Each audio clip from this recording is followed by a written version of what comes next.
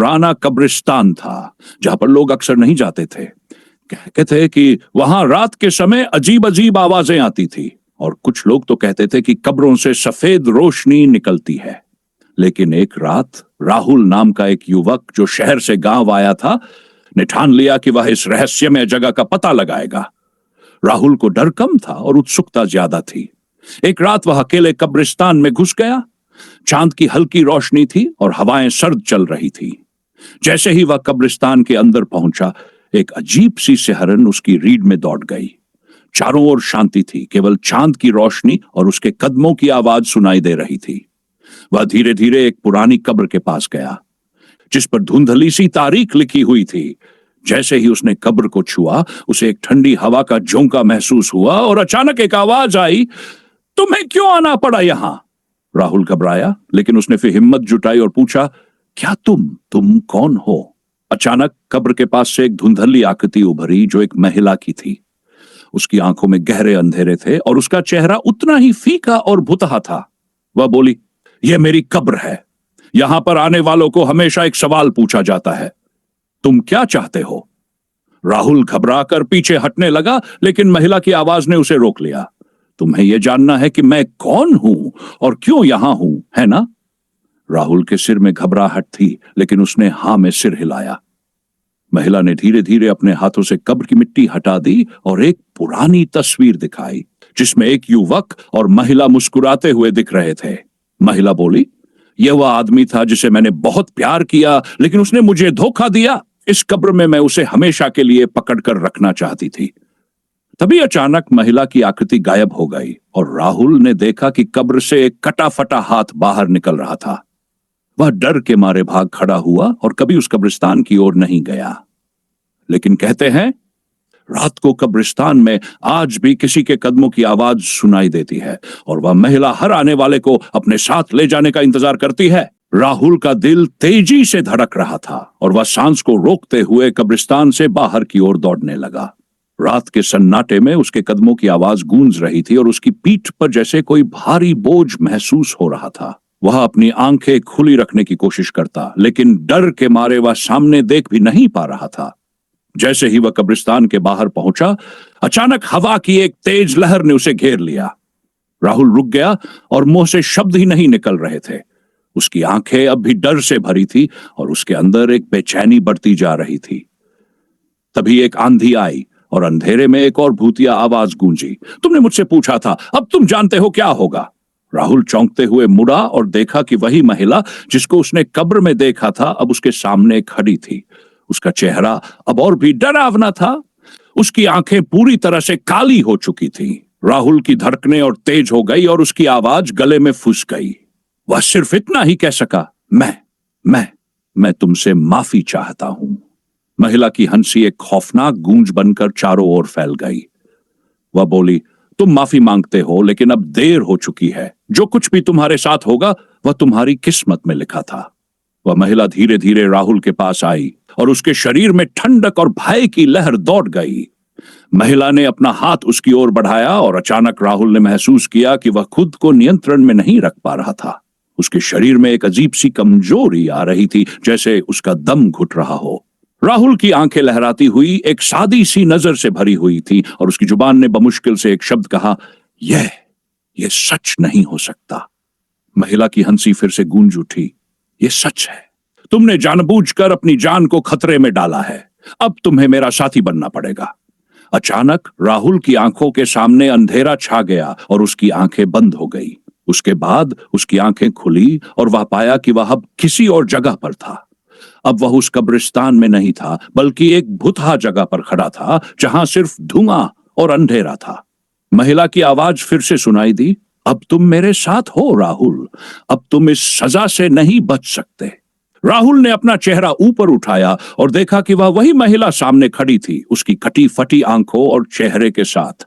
उसकी आत्मा अब हमेशा के लिए वहां फंसी हुई थी, जैसे वह राहुल को भी अपना शिकार बना चुकी थी। अब वह हमेशा कब्रिस्तान के बीच में एक भूतिया छाया बनकर रहता है जो किसी नए शिकार का इंतजार करता है। कहते हैं कि रात के समय अगर कोई उस कब्रिस्तान के पास से गुजरता है तो उसकी आत्मा वहां खड़ी रहती है।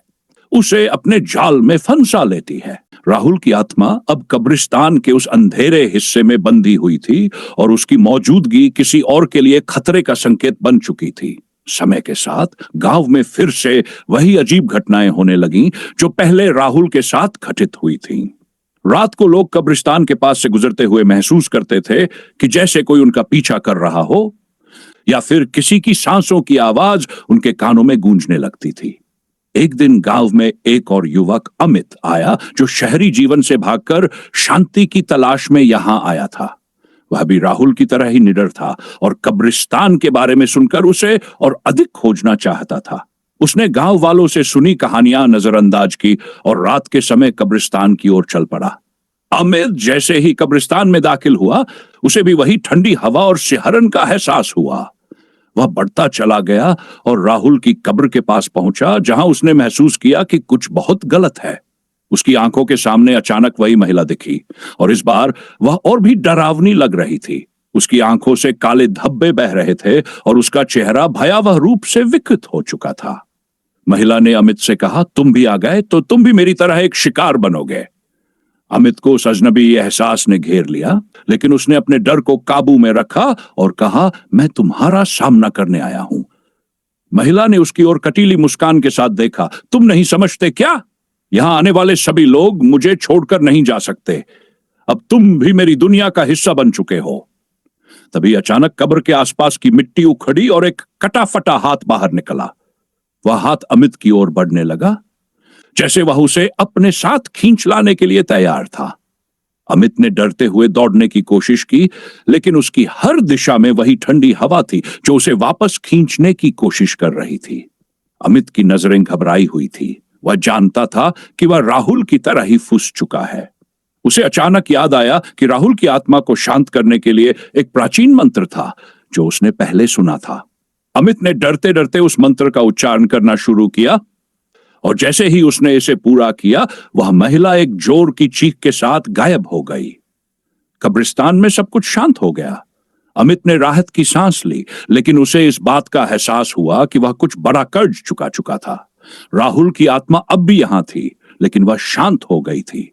लेकिन अमित जानता था कि यह शांति अस्थायी है और किसी और को भी कब्रिस्तान में आकर इस रहस्य को जानने की सजा मिल सकती थी।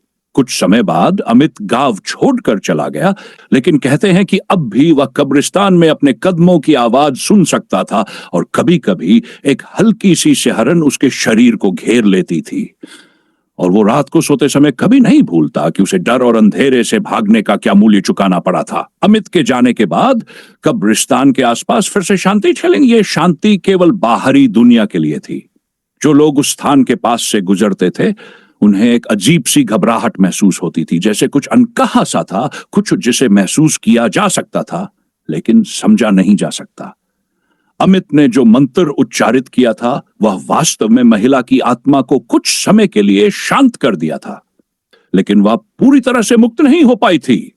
समय बीता गया और गांव में किसी को भी यह नहीं पता चला कि कब्रिस्तान की बुरी शक्तियां अभी भी वहीं थीं। एक रात गांव कुछ किशोर दोस्त जो साहसिक यात्राओं के शौकीन थे ने तय किया कि वे कब्रिस्तान में रात बिताएंगे। उन्हें इस बात का कोई अंदाजा नहीं था कि वे उसी रहस्यमय जगह पर पहुंचने वाले हैं जहां राहुल और अमित जैसी आत्माएं पहले फंसी हुई थीं। यह किशोर दल रात को कब्रिस्तान पहुंचा और धीरे धीरे अंधेरे में घुस गया।